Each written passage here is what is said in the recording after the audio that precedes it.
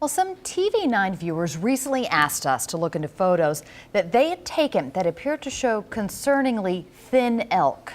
TV9 Chief Investigative Reporter Josh Scheinblum checked with animal experts about their condition, the elk's condition. And Josh, where did the viewers see these elk? They saw them up in Central City, and this is a case where this is a story that mattered to our viewers, so we checked up on what they wanted us to look at. Specifically, they're over at Pinnakin Ridge Park, and they've been having elk there for more than 30 years, and there's a site there where visitors can see them.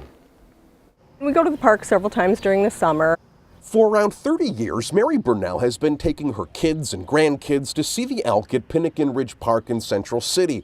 But when Mary went just a few weeks ago, she noticed something different about some of the animals. Very thin and very unhealthy looking. Soon after Mary's visit, her daughter stopped by and snapped these pictures and then sent them to us. You can see the elk's ribs and bones. Our cameras captured a similar sight. My daughter said it wanted to make her cry. Linn County Conservation runs Pinnakin Ridge and has 9 elk in captivity that range from around 1 to 8 years of age. When we asked conservation officials about the photos we received, we got a voicemail from park ranger Aaron Batchelder. I've looked at them, they absolutely look fine other than our old bull he's getting up there in age. KCRG TV9 obtained state vet records for the elk. The most recent in January declared the elk had no issues. Shortly after we began asking questions, Linn County had Albernet Veterinary Services Dr. David Gardner take another look. In a letter sent to park staff, he notes while the bull does appear quite thin, he explains that may be due to the sheer size of his antlers. The other elk, he goes on to say, are either in good flesh or seem to be growing well. Dr. Gardner didn't examine the animals physically, but he did test 2 fecal samples, one of which found evidence of parasites. Still, in the letter, Dr. Gardner says he wouldn't recommend action because they were definitely below an actionable level. These animals in these photos look emaciated. I would say they're emaciated. I would categorize it as that severe. We showed veterinarian Charles Abraham Dr. Gardner's letter. I think that parasitism is probably one of the problems here. Just looking at them, looking at their hair coats and things. You see they've got a really bristled hair coat there, and that sometimes, and so they're slow to shed, and that sometimes indicates parasitism.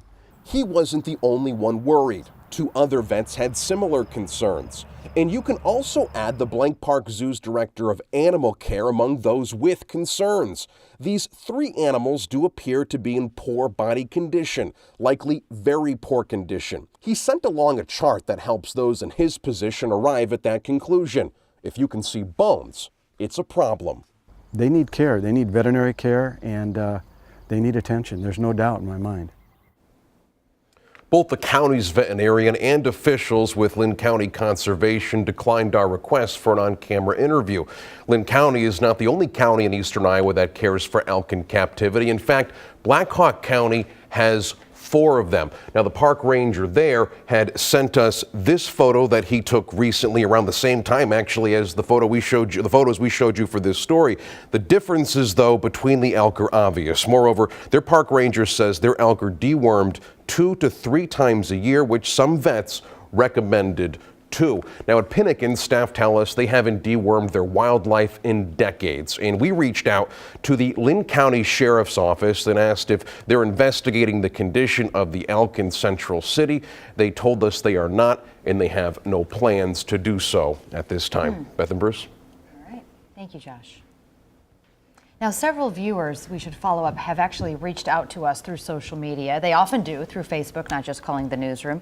And they think the reason these elk look especially thin, not just the size of their antlers, as the veterinarian noticed earlier, was that something to do with the timing, it being in the summer, that they're hot? There is no question that we've heard from several vets they may lose some weight during the summer. This appears from the vets that we talk to and the animal experts to be an extreme case. We also heard from many people on social media that they thought that these animals had been shaved. We checked with Linn County. They have not been shaved. All right. Well, Thank you, Josh.